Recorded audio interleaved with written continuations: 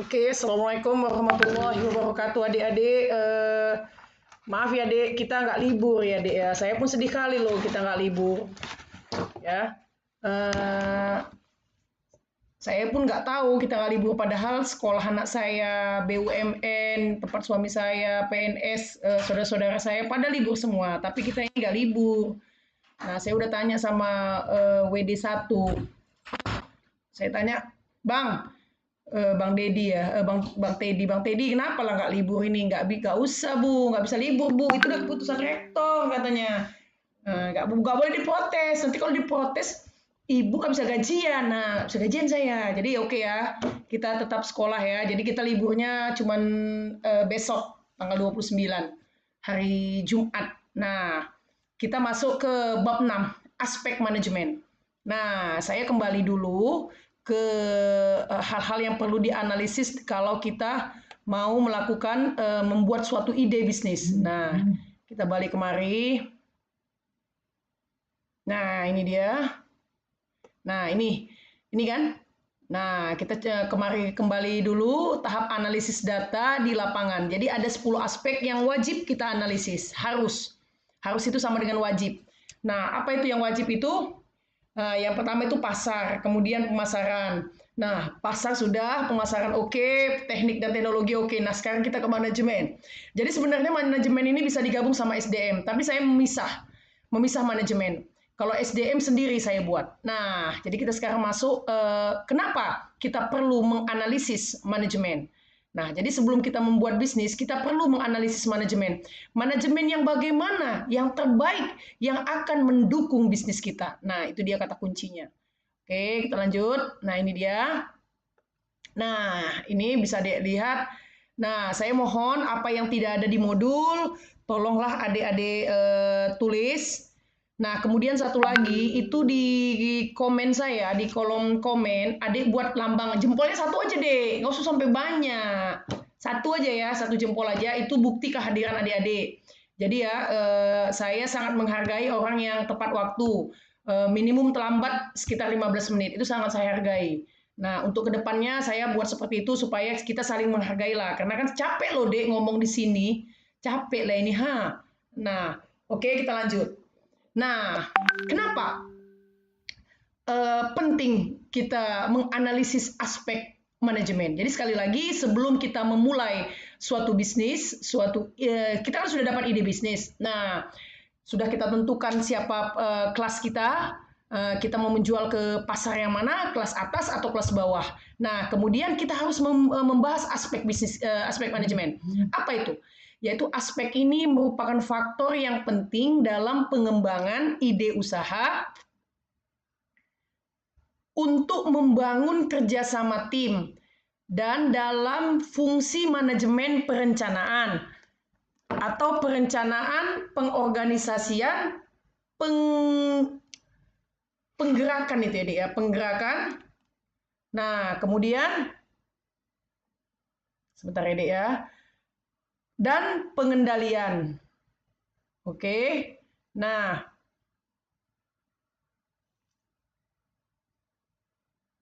sebentar ya.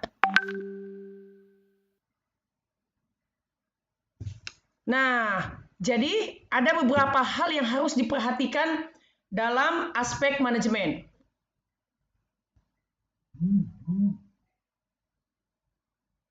Nah, apa itu? Yang pertama, manajemen bisnis. Yang kedua, pembangunan bisnis. Nah, jadi sekali lagi, aspek ini faktor penting dalam pengembangan ide usaha untuk membangun kerjasama tim dan dalam fungsi manajemen yaitu perencanaan, pengorganisasian, penggerakan, actuating ini. Penggerakan itu menggerakkan orang dan pengendalian. Nah, jadi ada beberapa hal yang harus diperhatikan dalam aspek manajemen yaitu manajemen bisnis, yaitu sistem untuk merencanakan, melaksanakan, dan mengawasi bisnis yang efisien. Nah, kemudian yang kedua, pembangunan bisnis, yaitu menyusun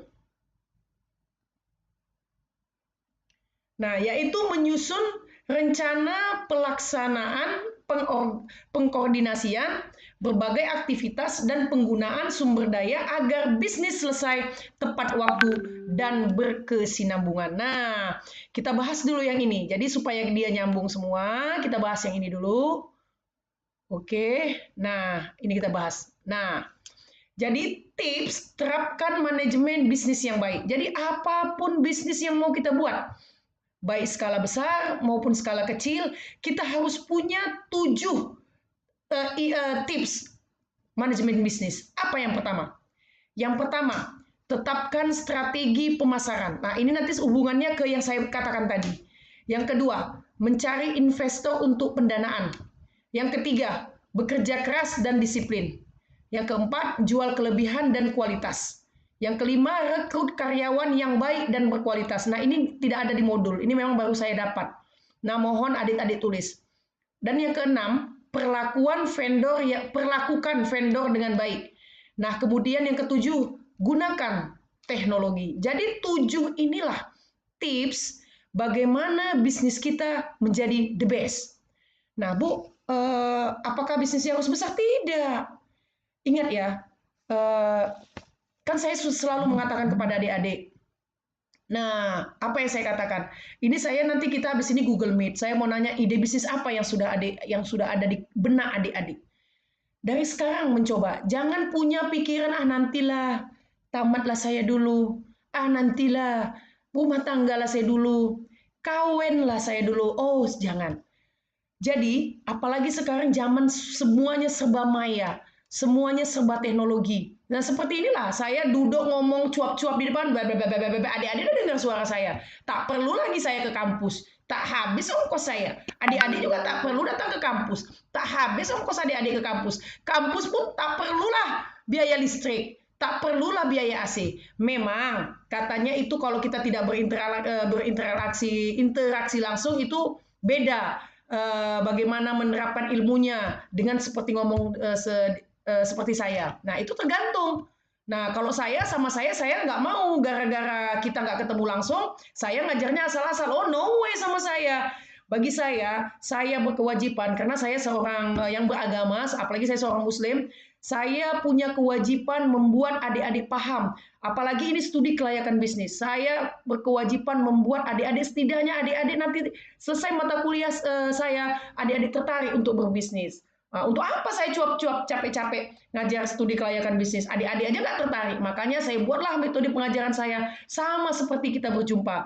Jadi sama saya teknologi itu memang mendukung saya untuk maju. Jadi saya nggak mau. Saya bukan merendahkan dosen yang lain. Tidak, saya nggak mau. Mentang-mentang kita nggak jumpa, suka-suka ngajarnya. No way sama saya. Nah, jadi apa itu? Nah, yang pertama, tips terapkan manajemen bisnis yang baik. Tetapkan strategi pemasaran. Nah, jadi ini nyambung sama yang kemarin saya bilang. Apa tadi ide bisnis adik-adik? Oke, saya dapat. Ini kita contoh ya. Kita contoh satu. Saya mau buka rumah makan. Nah, kita yang sederhana. Kita nggak usah pala yang mewah. Tidak. Yang membutuhkan modal besar. Tidak. Nah, kalau rumah makan mungkin adik-adik terlalu besar. Contoh saja, saya mau menjual suatu produk makanan. Contoh saya mau menjual bakwan. Nah, ide bisnis saya mau menjual bakwan. Nah, oke, dapat. Saya mau jual bakwan. Sekarang kita tetapkan, bakwan kita ini mau kita jual secara online kah? Atau kita mau buka gerai di suatu sudut jalan kah? Atau bagaimana? Nah, oke, kita ambil bisnis kita. Kita tetapkan, oke, kalau online mungkin bakwan itu sepele, orang nggak akan melihat bakwan. Apalah bakwan, di mana-mana bakwan. Oke, saya terapkan. Bakwan saya harus ada di pasar. Nah, ada tempat saya menjual bakwan, tidak online. Nah, oke, dapat. Oke, saya harus punya tempat untuk menjual bakwan saya tidak online. Nah, oke, dapat. Kemudian tetapkan strategi pemasaran. Pasar adik siapa? Nah, itu kan yang sudah pernah kita bahas bab-bab sebelumnya. Bahwa pasar itulah yang paling penting. Pertama sekali begitu adik-adik punya ide bisnis. Orang kaya kah? Atau orang miskin kah? Kelas atas kah? Atau kelas bawah kah? Nah, itu paling penting. Oke, bakwan. Bakwan tadi itu kan sepele, bakwan. Nah, jangan sepele sama bakwan. Bakwan ini mau adik jual kemana? Kelas atas? Boleh. Kemudian kemana? Kelas bawah? Boleh. Nah, kita contohkan. Kalau kelas atas takutnya kita terlalu mahal dan kita tidak punya uang. Oke, kelas bawah. Boleh. Kelas bawah. Adik ambil bakwan. Saya mau jual bakwan nih. Bakwan kelas bawah. Oke. Nah, kemudian sudah dapat. Saya sudah putuskan bakwan saya untuk kelas bawah. Kemudian saya sudah putuskan tempatnya sudah dicari. Saya tempatnya adalah di jalan yang protokoler. Alah, saya pencakap. Mana lah dek corona nih, dek. Bersalahan, nah bercakap. Nah, itu jalan di depan dekat rumah saya ini, saya di Jalan Sunggal ini ada jalan di sini jalan Amal namanya. Ini jalan Amal ini jalan lintas dua arah yang banyak sekali orang lalu lalang. Kemudian jalan Amal ini tuh sebar gang itu, banyak gang, udah gang nanti gang lagi, jadi sangat padat ini jalan Amal. Oke, kita tetapkan. Berarti saya kelas bawah di tempat padat pemukiman. Nah, itu kata kuncinya, padat pemukiman. Nah, oke. Kita cari yang kedua, mencari investor untuk pendanaan. Nah, kita mau jual bakwan. Oke, saya punya uang sendiri, Bu. Nggak masalah. Jadi kalau untuk bakwan, jadi adik cukup menyiapkan gerobak, kemudian adik cukup sewa tempat. Nah, berarti saya punya uang sendiri. Jadi sekitar 5-4 juta untuk bulan pertama sekali launching itu bisa. Saya ada uang, Bu. Oke, dapat. Uang adik sudah ada, oke, malah adik lebih tenang karena kita tidak ngutang. Nah, oke, Bu, nggak ada uang, Bu. Gimana? Ngutang boleh. Bu, kalau ngutang, Bu, kayak kami ini mahasiswa, mana dikasih, Bu? Ya, ngutang sama teman. Sama calon mertua, kalau ngasih. Nah, kalau nggak dikasih, Bu, ya berarti nggak dipercaya lah.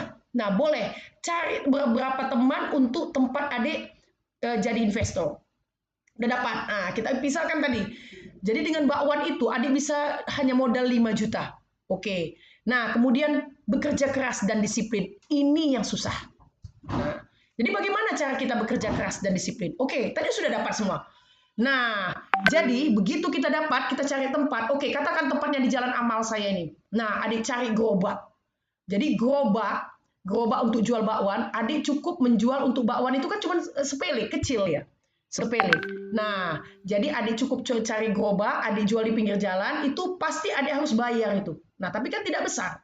Nah, jadi adik buat spek, jadi orang nggak makan bakwan di tempat adik menjual bakwan. Jadi orang membeli bungkus namanya. Drive-thru istilahnya, drive-thru. Nah, jadi itu sudah adik dapatkan. Oke. Nah, sekarang adik bagaimana bekerja keras dan disiplin? Disiplin. Kalau kita mau hebat, mau sukses, apapun ceritanya harus dua ini. Kerja keras dan disiplin. Nah, kenapa? Begitu kita putuskan kita mau usaha apa, kalau nggak ada ini habis usaha kita. Karena nanti kita akan dilanda gelombang gonjang-ganjing. Nah, contoh. Tadi kan udah dapat tuh. Nah, jadi udah dapat semuanya. Oke. Jualan bakwan itu jam berapa? Sebaiknya jualan bakwan itu kalau bisa jam 7 pagi kita udah jualan. Loh, Bu, cepat kali lah. Nggak masalah. Cepat kali. Itu lebih bagus. Itulah kerja keras namanya. Jadi jam 7 pagi, jadi kita sudah ada sudah menjual produk kita yang di Jalan Amal ini. Nah, disiplin. Tetap jam 7. Kita tutup sampai jam 5. Loh, hanya bakwan kok sampai segitu ya nggak masalah. Itu kerja keras. Tapi mau sukses, mau kerja keras, mau sukses, mau berhasil walaupun jual bakwan, caranya begitu. Dari jam 7 pagi, kalau bisa sampai jam 6 sore. Nah, jadi disiplin. Jangan jam 7 hari ini, besok jam 3, besok jam 5 sore, habislah. Tetap disiplin. Pertahankan itu kerja keras, disiplin. Baru yang keempat apa? Jual kelebihan dan kualitas. Ini yang paling sulit satu lagi. Nah, bagaimana caranya? Tadi kan kita sudah dapat tuh bakwan. Kita harus punya kelebihan bakwan kita dibanding yang lain. Maaf, saya makan bakwan di mana-mana. Di mana-mana seluruh kota Medan ini, Sumatera Utara, nggak pernah saya punya satu kelebihan. Kecuali, nah, saya pernah makan kelebihan itu dulu saya makan di Jalan Kartini. Jalan Kartini itu di sebelah Hotel Tiara. Sekarang di sebelah Brastagi. Itu ada dulu Jalan Kartini. Bapak itu jual mie rebus, tapi mie rebusnya pakai bakwan. Enak sekali bakwannya. Nah, saya termasuk penggemarnya. Saya kalau pulang kuliah nih sama kawan, dia orang India Muslim, karena dia selalu pakai lobe, saya tengok. Jualan. Nah, karena kebetulan menurut saya itu halal, dia cuma jual mie rebus, tapi dia punya bakwan spesial. Nah, jadi dia jual bakwan, porsi bakwan dia itu lebih banyak dari merebusnya. Bapak itu udah nggak ada lagi. Saya udah kuliah, masih sampai kuliah kemarin. Setelah saya menikah, agak-agak 5 tahun saya menikah, kayaknya sekitar 2001 dia udah nggak ada. Tapi tahun 1999 dia masih ada. Cuma 2 yang dijualnya. Tapi bakwannya itu beda. Dia punya kelebihan. Nah, adik juga bisa. Apa kelebihan bakwannya? Itulah bakwan paling enak saya makan di Kota Medan ini. Nah, Sumatera Utara. Bakwan dia itu lembut dan terasa udang. Kita kalau gigit bakwan itu ada terasa kita menggigit udang. Bakwan di sini mana ada? Mana pernah adik tergigit udang? Kalau nggak tergigit apa? Kol, wortel, toge. Rasanya pun biasa, karena keras lagi sampai sakit gigi saya. Ini bakwan atau apa? Atau makan tulang saya. Nah, dia nggak, lembut bakwannya. Terasa saya menggigit udangnya. Nah, dia bakwannya, saya jarang nengok bakwan pakai wortel. Dia bawa bakwannya pakai wortel, cuma wortel. Jadi kalau saya tengok teksturnya zaman dulu itu, dia bakwan wortel sama udangnya itu yang buat dia enak. Dan lembut. Enak bakwannya itu. Jadi waktu kalau kami ke sana sama teman-teman, kami tuh khusus membeli bakwan dia partai-partai besar. Sekali beli 20. Zaman itu 1000 baru bakwannya 500 perak satu. 1003. Jadi itu kami bondong-bondong itu, semua pelanggan dia tuh naik mobil jalan Kartini itu. Jadi orang khusus makan mie rebus sama bakwan dia itu khusus di dalam mobil semua. Nah, itu. Jadi jual kelebihan dan kualitas. Nah, itulah dia ya. Sebentar ya, Dek. Saya jawab dulu. Pina, kau nelfon Bariza aja. Kakak lagi kuliah. Telepon Bariza aja. Di rumah, kakak lagi live streaming apa Google.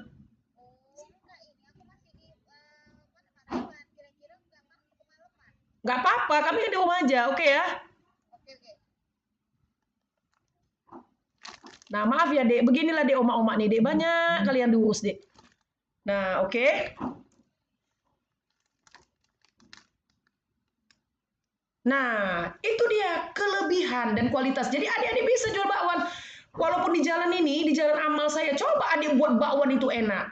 Ada udangnya, kemudian pakai telur sedikit, kemudian pakai santan, kemudian banyakkan bumbunya. Kalau bisa diracik bawang bombay, pasti enak. Coba tes kualitas bakwan adik. Kasih sama saudara-saudara adik sebelum jual. Kalau itu bisa adik pertahankan, pertama memang orang belum melirik. Kedua kali, ketiga kali orang akan bilang, oh, contohnya bakwan si Sandro. Oh, bakwan Sandro, judulnya bakwan Sandro. Oh, bakwan Sandro enak. Bakwan Sandro. Oh, ke tempat bakwan Sandro. Pasti. Itu sudah saya pastikan. Nah, kemudian, jadi kita sudah dapat tadi. Kita jual kelebihan, kita jual kualitas. Jangan sama dengan bakwan di sini, habis lah. Rata-rata ya lah. Nah, itu dia. Nah, kemudian rekrut karyawan yang baik dan berkualitas. Nah, jadi apa? Nah, meskipun kita menjual bakwan, kita harus punya karyawan yang pertama. Karyawan kita itu setidaknya pembersih. Janganlah gadel. Nah, setidaknya karyawan kita itu kerja sama dengan kita. Kerja keras dan disiplin. Jangan pula kita datang jam 7, karyawan kita datang jam 9. No way. Jangan. Nah, jadi kalau kita, Bu, tapi nanti gajinya besar. Oh, enggak. Kan kita cuma jual bakwan. Ya, jangan terlalu rendah gajinya. Kalau kita tidak bisa membayar dengan standar UMR Kota Medan, kita bayarlah rata-rata kira-kira kalau per hari dia bisa gaji berapa. Dengan misalnya per hari kita gaji 50.000. Loh, Bu, pertama nggak ada lah, Bu. Nggak nutup lah. Nggak apa-apa, biar nggak nutup dulu pertama. Jangan langsung mau ambil untung. Salah bisnis. Nah, jadi orang kenal dulu produk kelebihan bakwan kita tadi. Nah, kemudian oke, jadi kita rekrut karyawan kita yang baik dan berkualitas, yang betul-betul disiplin, kerja keras dengan kita. Payah? Enggak payah kok. Mana payah? Nah, jadi sudah dapat kita karyawan yang baik, dan karyawan itu usahakan, apalagi kita jual bakwan, kalau bisa yang cantik lah, yang tutur bahasanya bagus. Jangan kalau abang sedikit ngomong anjir, jangan. Kepala botak, jangan. Songong, jangan. Jadi rekrutlah karyawan yang baik dan berkualitas. Sekalipun kita cuma menjual bakwan. Nah, kemudian perlakukan vendor dengan baik. Nah, vendor itu pihak yang terlibat dengan kita, supplier. Nah, jadi contohnya, kita kan bakwan itu perlu wortel, perlu udang, kalau yang enak, kemudian perlu tepung, bumbu yang lain. Nah, kita harus menjalin hubungan dengan ini. Kenapa? Supaya kita gampang ketersediaan bahan baku kita. Nah, itu dia. Jadi tetap perlakukan vendor dengan baik. Kalau bisa kita dapatkan beberapa vendor yang menjamin produk kita tadi produk yang baik. Jadi kita perlakukan jangan suka-suka kita. Jadi jangan mentang supplier kita kamu gini-gini, kau buatlah harga sekian, jangan. Perlakukan dengan baik. Kalau kita perlakukan dengan baik, pasti dia akan memberikan bonus yang baik juga. Misalnya, biasanya kita beli ke harga 1 goni tepung terigu itu katakan 100.000, pasti dikasihnya diskon karena kita baik sama dia. Wah, wortel itu biasanya sekilo 5.000, pasti dikasih diskon. Nah, kenapa? Karena kita baik sama dia. Nah, kemudian menggunakan teknologi. Loh Bu, tapi cuma bakwan. Bisa teknologi? Pastilah. Jadi adik harus menggunakan teknologi. Teknologi apa? Loh, kita kan goreng bakwan. Bakwan itu kan kita goreng, nggak mungkin kita kasih bakwan mentah. Nah, gunakanlah tabung gas, kemudian tempatnya bagus, tempat wajannya bagus. Kemudian gasnya itu kita gunakan apa? Ya janganlah gasnya, maaf cakap nanti sebentar mati. Tidak, kita harus punya cadangan gas. Nah, cadangan gas kita berapa? Entah 2. Jadi giliran mati tergoreng tetap bakwan kita. Nah, apalagi teknologi kita. Nah, jadi sekarang ini kan, kalau bungkus bakwan itu kan paling bungkus plastik nih. Mana nih plastik? Aduh, plastik saya pun hilang. Makjang. Nah, plastik lah. Masuk plastik. Terus dikasih cuman macam kertas apa itu ya, Dek? Kertas bungkus nasi di bawahnya. Nggak usah, jangan gitu. Bu, tapi nanti harganya mahal. Ya biar nggak masalah. Nanti untuk itu aja nggak nutupin untung lo. Jangan pikir untung dulu. Kan kita mau cari pelanggan. Kita mau cari pasar dulu. Nah, jadi plastik kresek. Udah kemudian plastik kresek. Nah, jadi jangan. Kalau bisa plastik kita itu plastik lah yang agak bagus, bersih, putih. Dan kalau bisa bakwan kita itu, setiap bakwan itu kita kasih tempat, macam tempat roti. Nah, jadi orang nggak payah megang bakwannya. Ya apa-apa kita kasih. Tempat roti kita kasih, kita susun rapi. Ya itu teknologi namanya.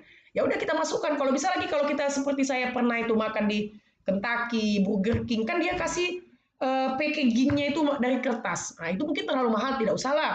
Nah kita beli aja plastik yang putih, bersih. Jangan pula plastiknya yang bau, kan ada plastik bau. Nah kemudian ada juga plastiknya yang jelek warnanya, jangan. Plastik putih bersih, kemudian nggak usah kasih alas. Alasnya jangan gitu kalau bisa. Kasihlah satu-satu lepean bakwan tadi. Nah, jadi kalau kita sudah menerapkan 7 ini, insya Allah pasti jaya. Nah, yang penting apa? Jadi pertama sekali ya, orang itu akan pasar itu, konsumen itu adalah pasar terbaik untuk produk kita. Nah, tadi kan kita sudah jual bakwan nih. Bakwan kita, bakwan yang enak, berkualitas. Nah, dia akan ngomong, itu bakwan Sandro enak. Kesana enak. Dan itu kalau sudah ngomong pelanggan yang udah ngomong, jaminan pasti bertahan. Nah, jadi udah oke. Nah, tetaplah pertahankan yang 7 tadi. Tetap rekrut karyawan. Jadi kalau udah rame, kita tetap bagus melayani. Jangan rame asal-asal, odong-odong. Sabar Bu, jangan. Kalau udah sudah hebat. Nah, itu saya alami waktu saya makan di Kartini. Jadi bapak itu, dia cuma punya gerobak saya tengok. Dia cuma jual merebus, tapi bakwannya sebakul dia jual. Nah, dia punya 4 karyawan loh, Dek, melayani kami yang drive-thru semua. Kami semua makan di mobil. Nah, satu-satulah yang duduk di situ. Dia cuma menyediakan 2 meja sama beberapa bangku. Satu-satu semuanya di mobil tuh, berjejer mobil. Nah, tapi dia bisa cepat melayani. Tahu di sana. Dia cepat melayani kami. Jadi, kemudian antrian itu tidak terlalu lama. Bayangkan 4 karyawannya. Ada yang khusus membungkus, ada yang khusus memasak, kemudian ada yang khusus mengantar ke jadi saya aja terusnya, saya dari mobil aja. Saya lupa namanya, Pak, saya 1 bos, bakwannya 5. Langsung. Gak berapa lama saya nunggu di mobil, udah datang. Nah, dia kasih piring yang di bawahnya dia kasih lagi apa? Apa itu namanya ya? Daun. Nah, bakwannya dia kasih piring khusus. Bukan dengan plastik kami dikasihnya bakwan.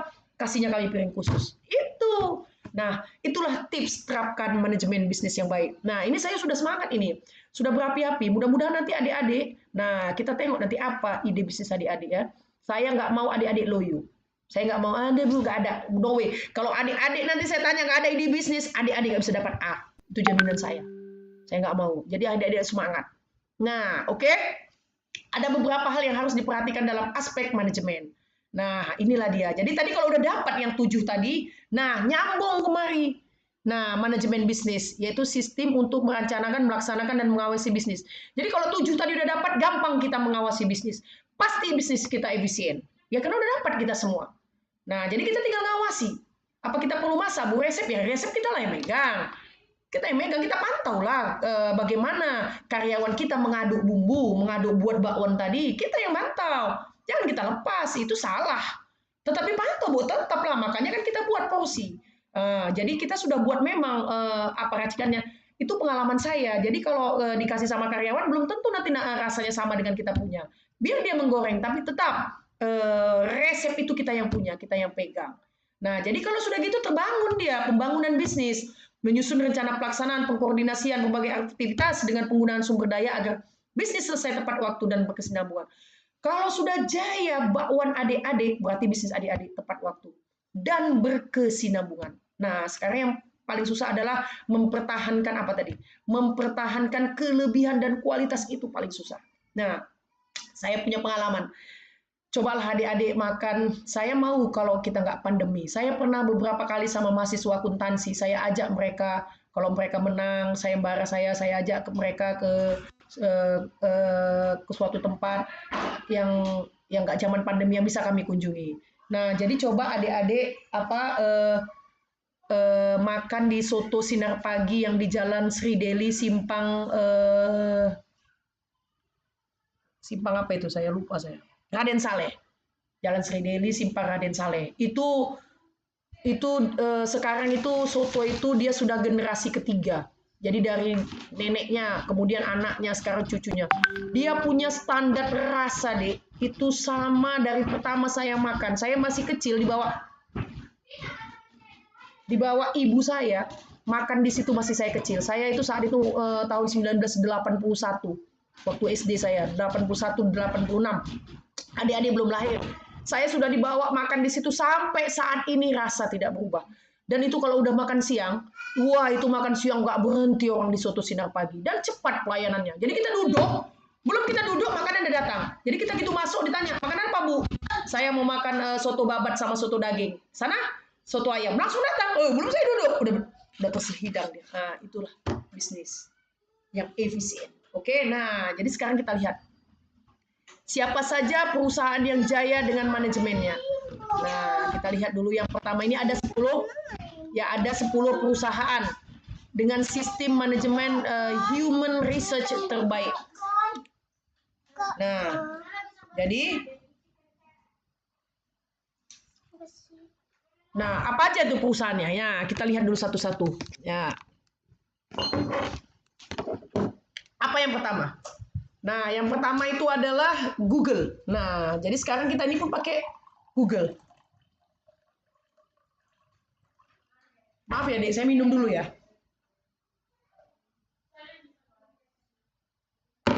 Nah, adik-adik boleh minum, boleh makan.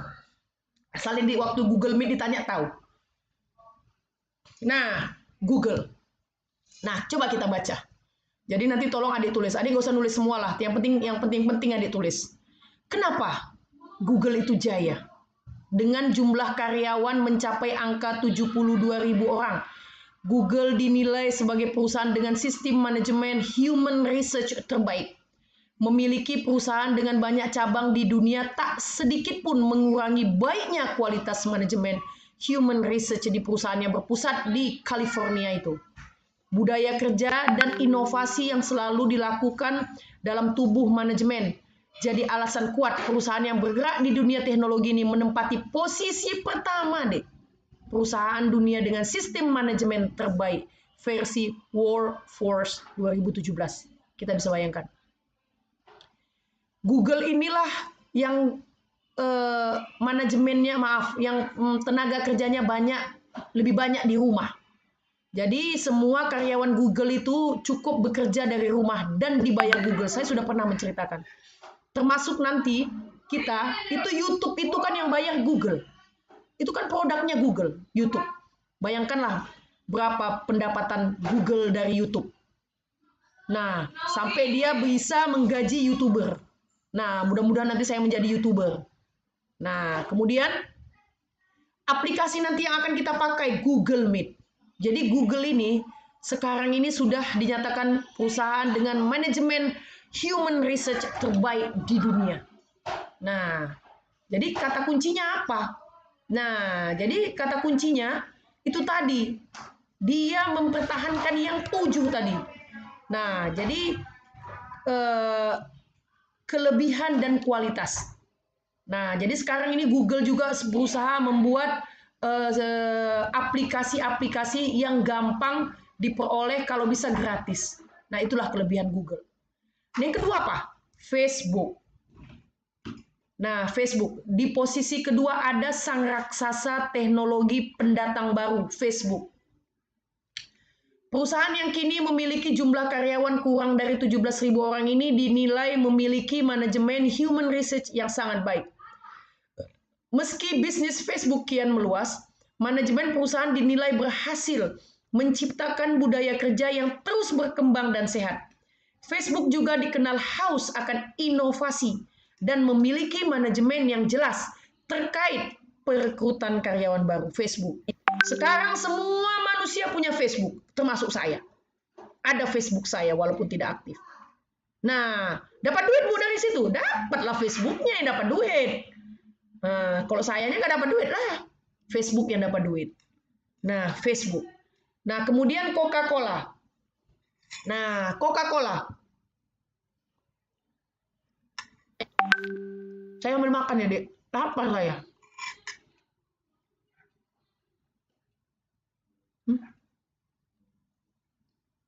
Adik-adik makanlah dulu. Saya lapar, capek saya bercakap. Lapar.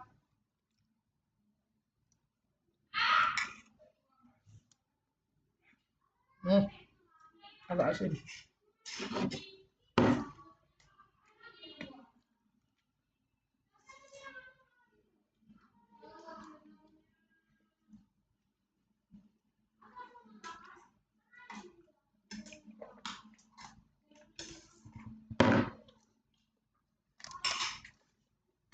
Nah, Coca-Cola yang ketiga. Nah, berdiri sejak beberapa dekade lalu. Nah, perusahaan penghasil minuman bersoda ini dinilai memiliki manajemen human research yang baik dan terstruktur. Perusahaan dengan jumlah karyawan mencapai 100.300 ini dinilai memiliki budaya kerja yang sangat kuat, di mana disiplin menjadi salah satu faktornya, disiplin. Jadi ini ya Google, Facebook, Coca-Cola ini semua bisa jaya karena disiplin. Karena yang 7 tadi, yang saya katakan yang 7 tadi. Nah, kemudian kita lanjutkan. Nah, jadi ya, apalagi perusahaan yang baik, perusahaan dengan manajemen human research yang terbaik, Deloitte. Deloitte itu berada di posisi keempat, adalah perusahaan konsultan yang berbasis di New York, Amerika Serikat. Deloitte. Nah, perusahaan dengan karyawan hingga 244 ini orang ini diklaim memiliki manajemen human research terbaik. Salah satu faktornya dikarenakan perusahaan tersebut karyawan diberikan benefit yang cukup unik serta menarik, yaitu satu program cuti 1 bulan penuh yang dapat diambil untuk alasan apapun. Program cuti tak berbayar ini bisa dinikmati oleh karyawan kapan saja. Lalu yang kedua, program cuti dengan durasi 3 hingga 6 bulan yang dapat diambil oleh karyawan. Program ini boleh diambil jika alasannya adalah untuk mengikuti pelatihan, demi menambah pengalaman profesional karyawan, dan selama periode tersebut karyawan akan mendapat bayaran 40% dari gaji normal yang biasa diterimanya per bulan. Artinya apa? Cuti pun dibayar. Itu maksudnya. Nah, jadi cuti pun Anda boleh berkarya. Malah nanti karya Anda akan digaji 40% tambahannya dari gaji normal Anda. Jadi Deloitte ini adalah perusahaan konsultan. Dia punya kantor akuntan publik. Nah, kalau di akuntansi mungkin adik-adik manajemen nggak lazim ya dengarnya. Jadi saya selaku dosen pengasuh mata kuliah auditing. Jadi auditing itu kan pemeriksaan laporan keuangan perusahaan. Yang melakukan pemeriksaan laporan keuangan adalah kantor akuntan publik. Deloitte adalah kantor akuntan publik. Nah, jadi dia suatu perusahaan konsultan yang bergerak di bidang jasa keuangan. Dia pajak, dia menyusun laporan keuangan, kemudian mengaudit juga laporan keuangan, kemudian dia audit investigasi. Jadi khusus dia perusahaan konsultasi keuangan. Nah, jadi Deloitte ini juga dipakai untuk konsultasi keuangan para artis. Jadi salah satunya artis yang memakai Deloitte ini adalah Sean Connery. Nah, itu aktor yang sudah berumur ya. Nah, dia memakai jasa Deloitte untuk menganalisis laporan keuangan aktor tersebut. Nah, kemudian yang kelima adalah AT&T Incorporate. Inovasi tidak ada henti di basis manajemen, jadi alasan mengapa perusahaan telekomunikasi asal Amerika ini berhasil menjadi perusahaan dengan sistem manajemen human research terbaik. Budaya kerja yang syarat akan kedisiplinan dan integritas membuat perusahaan dengan jumlah karyawan 268.000 orang ini kerap dijadikan tujuan para pencari kerja di dunia. Jaya deh, ini sama dengan Telkomsel lah kalau Indonesia. Nah, jadi sekali lagi apa? Sekali lagi karena disiplin. Jadi kenapa? Karena yang 7 tadi, yang saya jelaskan yang pertama, yang 7. Nah, kemudian, Bu, jadi ini ada pasarnya ya, adalah. Pasar orang ini siapa? Orang kaya pasarnya. Mana orang miskin, orang kaya lah pasarnya ini semua, ini perusahaan. Nah, kemudian, nah kita lanjut. Nah, Walt Disney.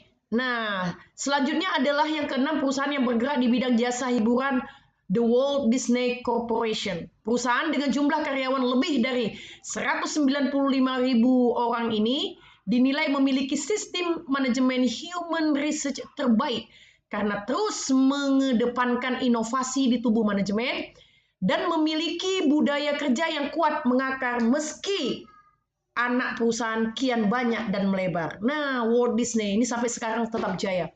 Jadi kita bisa juga lihat film-film Walt Disney ya. Salah satunya film Walt Disney itu adalah Frozen. Kemudian Beauty and the Beast, saya suka itu. Nah, film-film animasi seperti itu sekarang kan lagi marak-maraknya. Dan yang pertama sekali membuatnya adalah Walt Disney. Nah, sukses-sukses. Jadi semua karena disiplin. Memiliki budaya kerja yang kuat itu artinya apa? Disiplin. Disiplin, kerja keras. Nah, jadi nggak ada istilah orang berhasil itu karena malas. No way malas. Nah, kemudian yang ketujuh adalah Marriott International Incorporate. Jadi perusahaan dengan jumlah karyawan 226.000 ini juga termasuk dalam daftar perusahaan dengan sistem manajemen human research terbaik. Tersebar hampir di seluruh dunia, produk jasa layanan dari Marriott dinilai memiliki standar yang tinggi dan amat berkualitas. Tak heran, banyak yang menjadikan jaringan hotel internasional ini sebagai standar pelayanan hotel kelas bintang 5 di dunia. Nah, saya pernah deh nginap di JW Marriott. Benar, bagus memang. Kolam renangnya oke, kemudian tempat tidurnya oke. Memang the best lah JW Marriott. Makan paginya, sarapan paginya semua ada. Nah, dan saya salutnya halal. Nah, yang untuk di Medan itu saya tengok, maaf, dia tidak ada menjual produk yang tidak halal untuk sarapan pagi kami. Nah, jadi saya akuin. Jadi itu dia mengelola bisnis jasa perhotelan. Nah, kemudian yang ke-8 apa? Comcast Corporation. Perusahaan jaringan telekomunikasi dan broadcasting terbesar di dunia. Ini diketahui juga memiliki sistem manajemen human research terbaik. Fasilitas dan budaya kerja yang transparan serta disiplin tinggi adalah salah satu faktor penyebab perusahaan dengan jumlah karyawan sebanyak 159.000 orang ini menjadi tolak ukur perusahaan serupa di dunia. Jadi artis-artis itu, nah jadi kalau artis-artis itu mereka mau terkenal di Hollywood, mereka harus masuk ke sini dulu, ke perusahaan ini. Nah, jadi sekarang Bollywood itu juga mengadopsi, artis-artis India Bollywood mengadopsi dari bagaimana sistem broadcasting yang ada di Comcast. Nah, kita lanjutkan. Jadi semuanya sekali lagi kuncinya karena yang 7 tadi. Nah, ini dia yang ke-9. Goldman Sachs. Apa itu? Mulai dari sistem perekrutan hingga budaya kerja serta pemberian insentif yang besar dan sesuai dengan keahlian. Jadi beberapa alasan mengapa perusahaan financial service yang berbasis di New York ini menjadi salah satu dari daftar perusahaan dengan sistem manajemen human research terbaik tahun 2017 ini. Nah, jadi dia sama seperti tadi Deloitte. Cuman kalau Goldman ini dia tidak kantor akuntan publik. Dia khusus untuk jasa keuangan, konsultasi keuangan. Nah, kemudian yang ke-8 adalah Apple. Apple. Nah, Apple. Nah, jadi Apple sebagai penutup. Nah, sebagai penutup, ada Apple Incorporate yang menjadi perusahaan dengan sistem manajemen human research terbaik saat ini. Perusahaan yang bergerak di bidang teknologi ini berhasil meraih predikat tersebut karena dinilai memiliki budaya kerja yang kuat serta disiplin. Fasilitas kantor yang amat memadai dengan dukungan berbagai tunjangan juga jadi tujuan banyak lulusan baru atau profesional muda untuk berkarir. Nah, ini contohnya nih iPhone nih. Nih, saya buka di sedikit ya. Ini di iPhone. Nah, ini. Nah, jadi kemudian ini iPhone ini. Nah, ini dia. Saya contohkan. Ini iPhone X. Nah, saat pertama peluncuran ini saya ini bukan mau gaya-gaya ya, Dik. Saya belinya harganya sekitar suami saya punya, bukan saya. Saya belinya jadul. Ini punya suami saya. Harganya 18.500.000 saat itu, 18,5. Nah, ini dia. Ini apel gambar gigitan orang. Kenapa dia jaya dibanding ponsel jenis lain?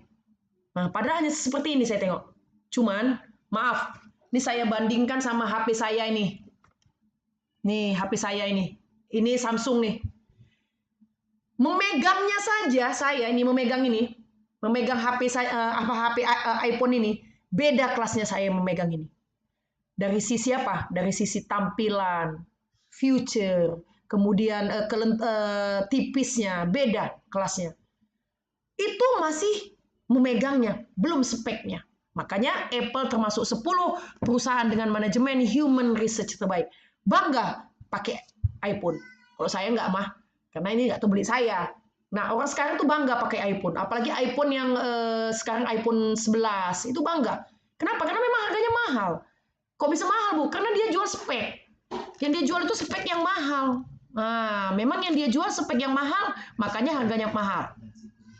Nah, dan tingkat keamanannya. Tingkat keamanan. Jadi Anda kalau mencuri iPhone, percuma, nggak bisa diapa-apai. Percuma curi iPhone. Kayak ini suami saya ini. Nah, Samsung kan udah ada sekarang. Samsung sekarang kan pakai sidik jari, udah ada. Nah, kalau ini iPhone ini pakai wajah suami saya. Nah, atau pakai kode kalau nggak. Nah, tingkat keamanannya itu dia yang terdepan dibanding jenis HP yang lain. Oke? Nah, jadi itulah dia tadi.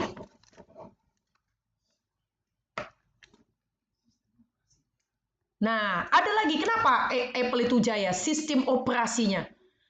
Nah, jadi ya baik HP-nya maupun MacBook-nya maupun iPad-nya itu semua jaya di iPhone. Kenapa? Karena dia mempertahankan spek, sistem operasi, sistem keamanan yang nggak ada di HP yang lain. Beda dia speknya. Nah, oke, jadi inilah tadi kenapa perlu manajemen.